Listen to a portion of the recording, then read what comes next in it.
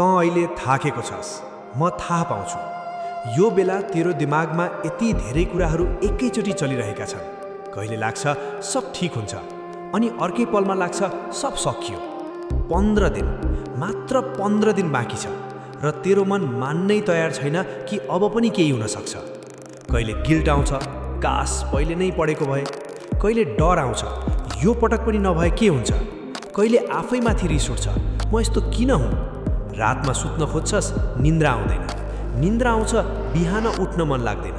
लाग्छ सबै अगाडि बढिसके र त मात्र उही ठाउँमा अड्किएको छस्। तर एउटा कुरा ध्यानले सुन, जो हल्लिएको छ त्यो तेरो भविष्य होइन, जो टुटेको छ त्यो तेरो क्षमता होइन, जो गिरेको छ त्यो केवल तेरो आत्मविश्वास हो। र आत्मविश्वास जन्मनै कसैलाई मिल्दैन। यो त्यो कुरा हो जो सही दिशा पाउन साथ फेरि उठ्न थाल्छ।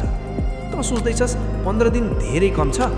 म तँलाई सोध्छु, साँच्चै कम छ कि त हार मानिसकेको छस्? साँचो कुरा यो हो, तँसँग समय कम छैन, तँसँग स्पष्टता कम छ। र जब स्पष्टता आउँछ, थोरै समयले पनि ठुलो काम गर्छ। त्यसैले आफैलाई दोष दिन बन्द गर, विगतलाई गाली दिन बन्द गर। अब सुरु गर्न सकिन्छ। अब एउटा दृश्य इमेजिन गर। तेरो अगाडि 3वटा मात्र कुराहरू छन्, तँ सजिलै रोज्छस्। अब त्यही ठाउँमा 30वटा कुरा राख। सबैले तेरो ध्यान तानिरहेका छन्। अनि के हुन्छ? तेरो दिमाग रोकिन्छ। यो एक्जाम्पल होइन, यो तेरो पलाइको वास्तविकता हो।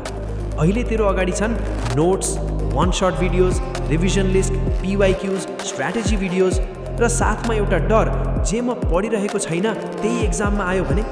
त्यसैले त पढ्छस् कम, सोच्छस् धेरै।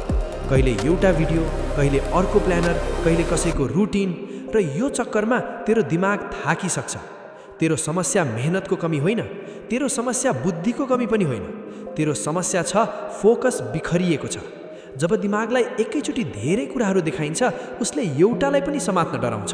त्यसैले आफ्नो दुनियाँ सानो बनाऊ। तँलाई पुरा सिलेबस देखिनु हुँदैन, तँलाई आजको काम मात्र देखिनुपर्छ। जुन दिन तैँले अप्सन्स घटाइस्, त्यही दिनदेखि तेरो आत्मविश्वास फर्किन थाल्छ। तँलाई मोटिभेसन चाहिएको छैन, न कुनै नयाँ ट्रिक। तँलाई चाहिएको छ शोरबाट टागा बस्नु। यी 15 दिन तेरो वनवास हो। वनवासको मतलब भाग्नु होइन, थोरै दूरी बनाउनु हो। फोन फाल्नु पर्दैन, तर हरेक नोटिफिकेसनको दास बन्नु पर्दैन। दुनियाँलाई इग्नोर गर्नु पर्दैन, तर दुनियाँले तेरो दिन चलाउन दिनु हुँदैन। हो, एक्लोपन लाग्छ सबै आफ्नो जिन्दगीमा अगाडि बढिरहेका छन् र त अड्किएको छस्। तर याद राख, जो अहिले मिस भइरहेको छ त्यो टेम्पररी हो, र जो पाउन लागेको छस् त्यो तेरो फाउन्डेसन हो। अब नियम सरल छ, एक पटकमा एउटै काम। न भोलिको चिन्ता, न पर्सिको डर, बस आज। ठुलो नसोच, पहिलो सोच। भवन बनाउनु छ भने पुरा भवन नसोच, बस एउटा ढुङ्गा राख। तेरो पढाइ पनि त्यस्तै हो। भोलिदेखि 10 घन्टा पढ्छु भन्ने दिमाग डराउँछ, आज यति मात्र भन्ने दिमाग साथ दिन्छ। त्यसैले घन्टा होइन, इमान्दारी गर। 3 घन्टा साँचो भएर पढ्ने मान्छेले 8 घन्टा बसेर हराउनेलाई उछिन्छ। अब आफ्नो भित्री आवाज बदल। जति पटक असफल भइस्, कमजोर भएनस्, तर जति पटक आफैलाई भनिस् म सक्दिनँ, त्यति पछि गइस्। दिमाग तेरो आफ्नै आवाज मान्छ। त्यसैले यी 15 दिन आफ्नै बेइज्जती बन्द गर। टार्गेट पुरा भएन भने आफैलाई गाली नगर, भन आज भएन तर म रोकिन्दिनँ। भाषा बदल, भावना बदलिन्छ। भावना बदल, व्यवहार बदलिन्छ। हरेक बिहान सम्झ, म प्रयास गरिरहेको छु, म निरन्तर छु, म सुधारिरहेको छु। यो घमण्ड होइन, यो प्रयारी हो। अर्को कुरा, हरेक आवाज नसुन। सबैले केही न केही भन्छन्। अब के होला र? पहिले पनि ट्राई गरेको थिएस् नि।